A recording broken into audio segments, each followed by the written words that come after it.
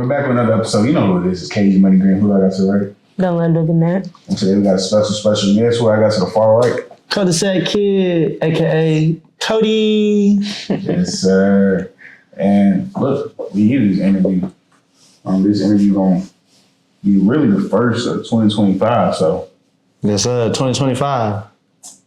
So I want to say, tell the audience who's Cul-Da-Sac Kid and a little bit about yourself. For Shoski, your boy Cul-Da-Sac Kid. I was born in Indiana, but I grew up here in Atlanta on the south side, to be exact. I make music. I've been making music since I was 14. You know what I'm saying? I creative direct a lot of my own visual projects and a lot of the direction I go in. I engineer my own music, engineer for other people. Also like to create for others as well. And just a well-rounded artist in general, creative. I feel like that was a elongated answer. So you started creating music at 14. Can you take us back to the moment where you realized this was your passion and what sparked it? Like what sparked the passion or just what sparked it, like just rapping in general? Both. So I told this story a lot, but I started rapping because I got in trouble with my mama. When I was in the car on some shit, right? We was visiting my pops coming from Indiana, traveling here because my pops was working on a TV set. And when I was in the car, I had just like said a bad word to my sister. My mama was like mad about it on some shit. She was like, why would you know what I'm saying, start cussing at your sister? Yeah. And on the way to my dad, she told my dad, and my dad was like, oh, you're not going out with your mama and sister no more because they was going to the zoo. He said, you gonna stay here with me. While he was doing like some editing on something, he was like, you gonna write a song. And I'm like, I don't know how to write no song. I don't want to write no song. I was trying to go to the zoo. Mm-hmm. So then, boom, he forced me to write this song. So I wrote this song. It's actually out. It's called I Ain't Got a Hook. Terrible song, but if you want to look it up, you can. I wrote it, and then after that, I dropped it in my school when I was living in Indiana. And it was something that nobody in my little small town in Avon, Indiana was doing, like making music like at my age. So it was very different. And you know what I'm saying, seeing people like on 106 in Park, I was like, damn, I could actually be these people. I didn't even know that I could do what I did. So that kind of just sparked it by me kind of getting forced into it. Kind of like a kid getting dumped into water, don't knowing how to swim. That's kind of how it was for me. So I guess my next question is, because you said your dad was working on a lot of TV shows and editing. Mm-hmm. How did that help your process with you creating and directing your own stuff? Yeah, so I mean, just being around it, you know what I'm saying? Just being around that for so long, it's kind of like just a normal at a certain point. But, you know what I'm saying? Just being able to, having the aspiration to want to have it for yourself is kind of what... These gem drops. Mm-hmm. Have it for yourself and just kind of like push it to, you know what I'm saying, make people want to kind of come into your world as well. Seeing it from a higher level and then kind of seeing how I can take that and, like you said, have those gems and apply it myself. That's good. Big facts. I like that. Mm-hmm. I definitely wanted to ask you in regards of building your personality and who you invest into the music. Mm-hmm. Like, what was it for you that kind of spoke volumes in this is what I want my sound to be, this is the portrayal of me that I'm going for type stuff? Okay, that's a good question. So I think, honestly, I don't really know how people like are portrayed or how my music is portrayed towards people, which is something that I feel like kind of makes me, or kind of puts me behind the 8 ball sometimes because I kind of don't really know how people are relating or my music is being perceived for some people. But with that being said, I just know I just need to be true to myself in a sense, right? So I just be me. At the same time, I don't necessarily have to like change my whole like shebang just because I feel like one comment that somebody says, oh no, I want some fucking R&B music, or I want you to be a lyrical miracle, or I want you to make some ass clapping music, right? I'm not gonna take those 1 or 2 comments and just run with it. I'm gonna just keep doing me and then kind of get the most positive reaction of what I'm doing that's me and kind of run with that. I feel like you also asked me something else, so I might be kind of missing it. I mean, honestly, just what caused you to walk into that acknowledgement? Like, oh, okay, yeah. So, I mean, so like past projects, like my last project, Wonder Kid, I kind of was like not feeling. I was really excited when I dropped it because it was like the first project that I kind of like engineered everything on it. But then kind of looking back on it, I just feel like the music on there was one, not quality sounding. Then 2, it was all over the place. A lot of the songs didn't sound the same. A lot of the songs I feel like wasn't me all the way. So that project, I kind of like took a step back and was just like, okay, what do I want to sound like and what do I want to do? So I think when I was in Orlando, I lived in Orlando for like a year and a half. I kind of took that time to kind of figure out where I want to go with it and how I want to sound those records. So to your point, I just wanted me to be me. Like, I just want to, you know what I'm saying? Just everything that I do is always me. And like, I like to come off in a very fun and like happy way. Like, you know what I'm saying? I just wanted my music to sound, you know what I'm saying? Like you fucking going on a roller coaster on the best day of your life. That's what it would sound like. I mean, honestly, that actually corresponds with the feelings that I get. Like, it's having a good time, high energy, but like there's a method to it, like a melody happening where you can bop to it. Kind of like when you're at Six Flags when you were younger and y'all getting on the bus, going to the roller coaster for the first time. Literally, it's just the excitement is just like, just something fresh and brand new, you know what I mean? And then like a roller coaster, you go on a roller coaster hella times, but then the next time you go on a roller coaster, you want to be like, hey, let's go on a roller coaster, right? You want to bring people onto it. So that's another thing I like my music to be something like, oh, you ain't heard Cul-Da-Sac? Gotta listen to this, because I know that my shit is kind of, I want to say, this is a little different, you know what I'm saying, for certain people to listen to. So when, you know what I'm saying, you get that one person that's going to just, you know what I'm saying, turn up for you, then they go and show their people, and it's that same excitement they had for that ride is where my metaphor is going, then they're going to have that same energy is going to be reciprocant to whoever they telling it about, you know what I mean? Yeah, word of mouth. So to add to that, like, what do you think your music contributes to the music industry? So, like I said, something fresh, you know what I'm saying? I think a lot of what I do is very organic in a way as well. Like, I don't go into the studio and be like, verse, hook, right? I might do that, but then at the same time, I'm going to go at it a little bit different. I like to make sure that every time I make a song, it's like something just very ear-catching and just very like, as soon as you hear it, you're like, damn, what the fuck is this, right? So I think what I add to the culture and just like music now is just something that's not being done as much. Because I won't say it's something that's not being done, because it's obviously being done, but it's something that's not being done as much. And I don't want to say I'm not at a high level, but it's not being done at my level really at all. One thing I also noticed, Cul-Da-Sac, is your social media. Like, you have a lot of different engagement, you do a lot of different things. How do you tie your social media into your music and drawing in that new audience? Yeah, I mean, as of recently, I've been trying to just stay on like one path. I've been doing like these whole 2024, I just been dropping like hella reels. And a lot of the reels are like, I don't want to say throwaway songs, but songs that like I may have recorded, something that I haven't shared with anywhere on social media, but I'm gonna share it today. Earlier this year, 2024, I got robbed. My laptop got my car got broken into, and my laptop got stolen with all of my music on it, my fucking book bag and everything. All of my music was gone. Shit was crazy. And in that moment, in that moment, I was already dropping the reels, like all of that was already happening, but it kind of inspired me to just kind of do something that I started to do for my next project. But that wasn't your question just then. But basically, how I kind of keep everything all in whole, I just want to. Well, what was the question again? My bad. I feel like I just got off track.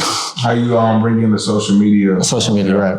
Yeah. So everything I do for social media, like I said recently, I just been dropping all these reels, and it's just for me to just stay, you know what I'm saying, relevant and just stay feeding my audience. Because a lot of those songs that I was dropping over this couple of years are songs I've been having in my laptop and in my phone for like maybe 2 years, and I only was just dropping those reels knowing I probably wasn't going to drop the songs unless people really just kept on asking for them. And a couple of the songs I did drop, but it was just more just to stay in people's faces because I knew that what I was finna do next was going to take some time. And I feel like if I didn't take that time to fucking like drop those videos and the time of me making all this music, by the time it's ready to drop, it's just going to be like, okay, you're just dropping, but people haven't even, you know what I'm saying, they haven't digested you as much as if I would have maybe just dropped a little bit here, a little bit there, just so, you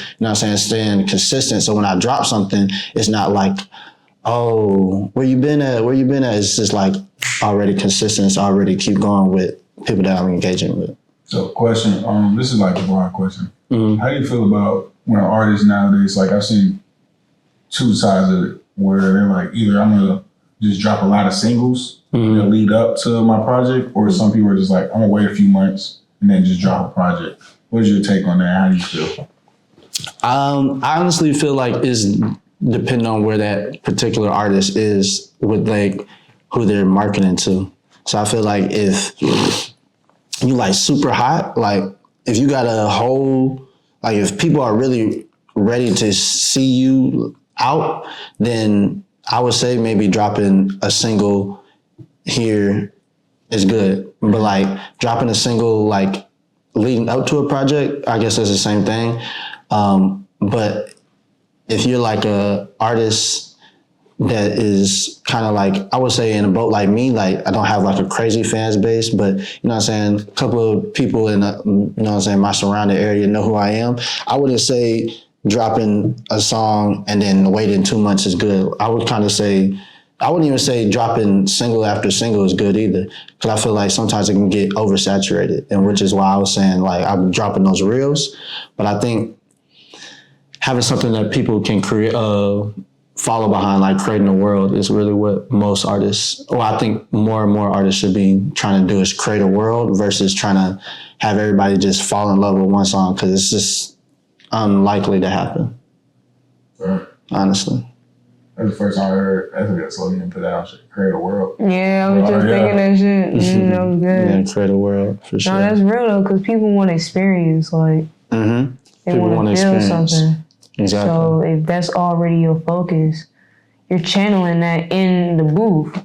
And now you're making your audience feel what you feel as you're creating the song, which is really how you get those ride or die fans. Exactly. Those day ones, like, that's that longevity for sure. Facts. Yeah. And I know I probably was like talking a whole lot. Like I'll be rambling. But yeah, I mean, and with that, on to just like add on that, that's why I be trying to do like the fucking live shit. That's what I was just telling you off camera, like just doing the lives and then like doing shit like Discords and stuff. Like I'll be just trying to create like more of a community around my name, and then like branching on to other little things that I do outside of just me too. Just because I don't know if y'all be coming up with goals for the year, right? Mm-hmm. Yeah, right. My mama literally just called me like while I was on the way here, because I told you I have some shit going on with my car. On the way here, talk about what's my goals for the year. And I told her I don't know yet. And I still kind of don't know. But I was going to say my goal for my music career and just as a whole is I just want to create community, right? And I want to create, even if I don't fucking become the biggest artist in the world, I just want to create community, people around me that, you know what I'm saying, know Cul-Da-Sac and know what I stand for and who I am as a person and as an artist. Yeah. I'm over that. But you have a gems. Yeah. Not for real. You got one more question before we get to the bucket list challenge? I mean, the question that I had, you kind of answered. So, as you're walking into trying to figure out what you're going to do next, how can you say the person you are now is equating to the vision that you had originally? Like when I first started? Yeah. It kind of goes with one of the questions I heard. That's crazy. I ain't gonna lie. When I first started music, I really didn't know what so when I first started music, the people that I was trying to like emulate was like kid artists. So like I was trying to emulate niggas like Miles Behavior, Jacob Lattimore, and like niggas like yeah, like I could not see that. I was trying to be those because let me tell you, I was literally like very like into fucking 106 in Park. So I don't know if you watch 106 in Park, but they would literally have all the fucking kid artists go up there or be like Bow Wow. Like I just wanted to be like the fucking littest kid artist of all time. That's what I was trying to do. And watching like the rap game and shit like that. But so how I would say from when I was a kid to now, I never thought about being like an artist like when I was now until like I got in like college and I was like, okay, now I really want to like push the envelope and do this. So I guess now, I am who I want to be like as an artist, but I want to be more on the writing side, but like I want to get into like writing like some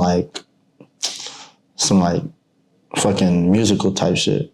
I want to write some Anthony Hamilton shit. Oh, that's not Anthony Hamilton, I'm tripping. But Hamilton shit. Interesting. Yeah, like on some Disney shit. Yeah, that's what I want to go into. That's hard. Yeah. So that's a goal then. 2025. That is the goal. Yeah, 2025, the goal is to, no, that's not the goal. That's the overall goal. I want to be doing that like consistently. I want to be fucking just on my day off, I'm writing songs and then like on my day in, I'm submitting them bitches. That's how I want to be. But like, that's just like for me, like outside of just Cul-Da-Sac, mine, you know what I'm saying? Me. But for Cul-Da-Sac, 2025, I'm dropping a project. It's called Kids Next Door. Hard. Oh God, it was some shit that we did earlier this year. Basically, like I rented out like a Airbnb, and this is what I was kind of getting into after I got my laptop stolen. It inspired me to just be like, you know what, fuck it, these niggas hating like a bitch. Fuck y'all. We gonna motherfucking just rent our own shit. So I rented out an Airbnb. I got a whole bunch of creatives that are producers, artists, singers, engineers, whatever you do that's creative. We all came to this house and I had a studio upstairs, downstairs, and in the basement. And we was just making music in that bitch for a whole week, literally worked on my whole project. Oh, some great shit. Yeah, and we fucking made at least like 30 songs in there. In that whole week, and then I condensed it into 10 songs that I'm gonna put on my project, and then a couple of the songs may come out after that. But the songs on the project are fire, like it's super good, like super good. So why Kids Next Door? Why that name? So for all of my projects, I like to have it like relate to my name. So like my first project was called Grown Ass Kid. Second project was called The Misadventures of the Wonder Kid, and this one's gonna be called Kids Next Door. So I bought the Airbnb next door to these people, and literally there was one neighbor, she was tripping on us the whole time.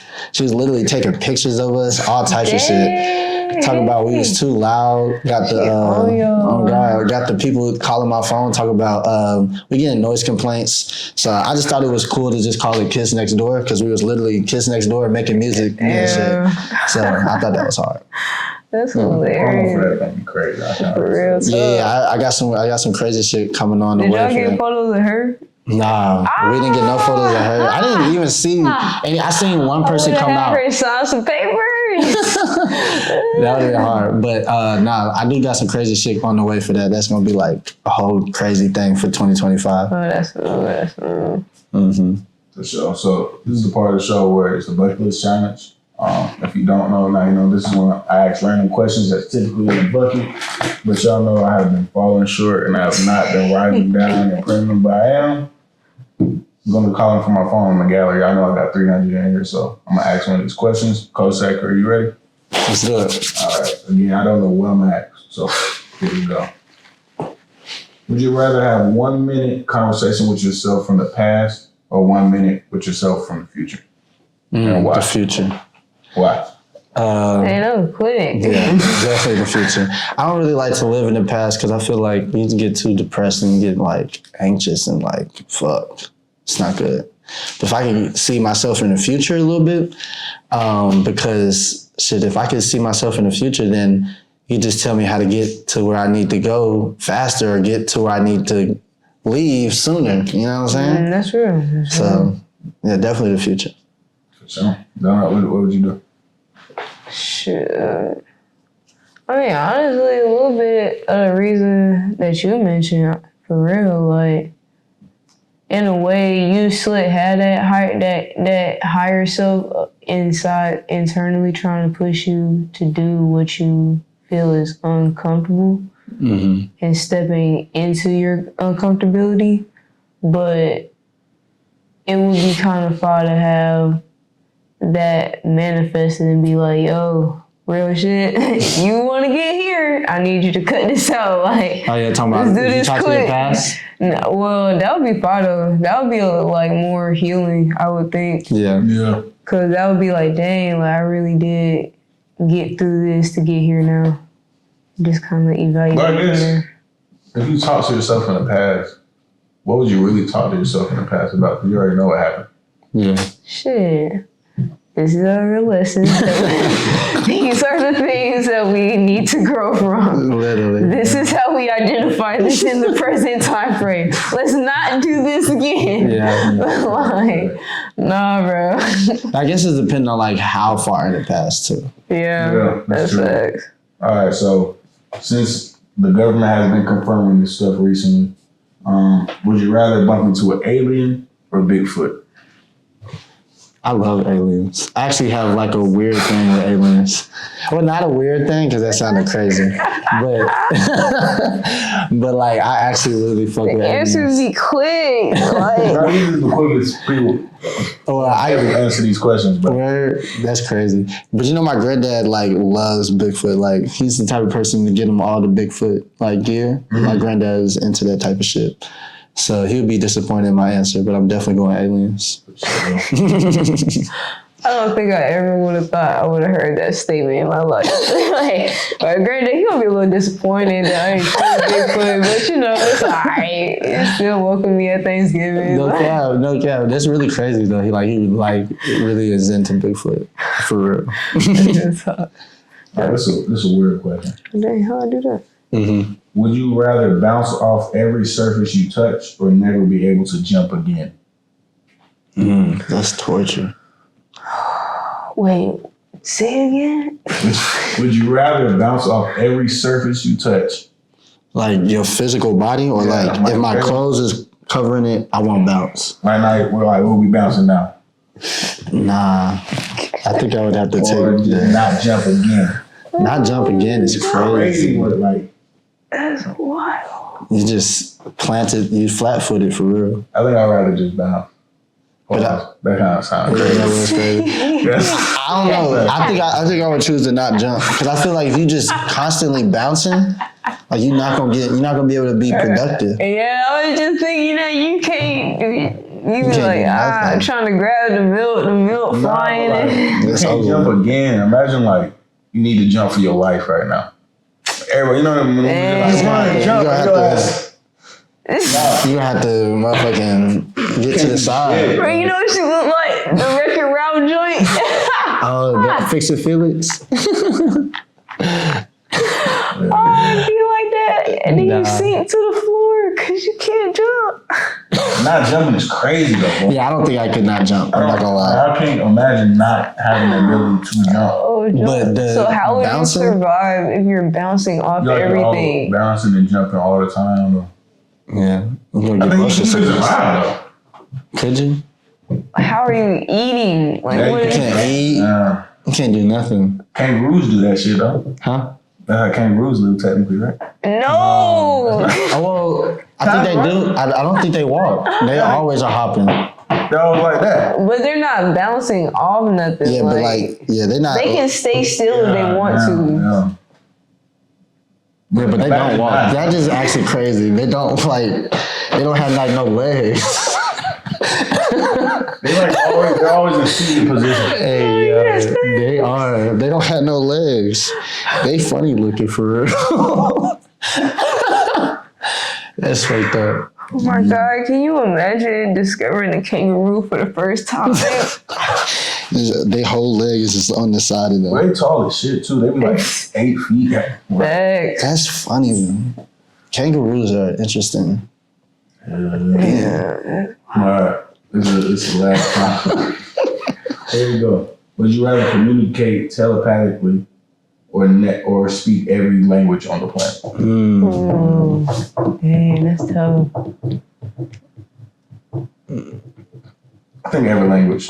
I think so too, because I think speaking telepathically, it could be bad, because you could low key hear too many people's thoughts and be suffocating yourself.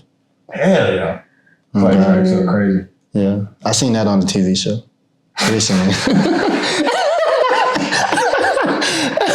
Yeah. I think I have too though. Yeah, it was like a nigga. He heard everybody's thoughts. Yeah. And I was like, damn. You think about anime? Yeah. Yeah. It was CODY. Yeah, I think that's the same one. Okay, this shit was fire. But yeah, no, that would be a headache if you can't control it. But yeah, if you can speak every language, I can get the UK bitches. I'm trying to go to the UK, man. I'm crying. Have all the utilities. Literally, that was the first thing I thought to about. Every country to make money efficiently. Let's get it. There's no barriers. Let's talk. Ooh, let's talk. Is that sign language too? Ooh, that's a great question. I would definitely say, Right? yeah, Okay. definitely languages. Not a gang sign.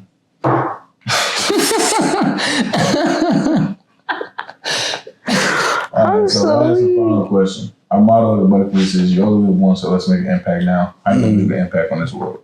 By being a great man. This man has the quickest answers. Yeah. Not for That means you be knowing. Yeah. real. Be a great man. It's a great goal. Yeah. With that being said, it's KG Money Green. Don't let the connect. Where can they find everything for you? Oh, y'all can find me on you can find me on Instagram at CULDASAC.kid. Find me on TikTok at kidcody_. Hopefully TikTok is still out by the time this drops. And you can find me on YouTube at a kid named Cody. Everything is Cody though. So if you can't find me anywhere, just type in Kid Cody. I'm there. It's your boy Cul-Da-Sac.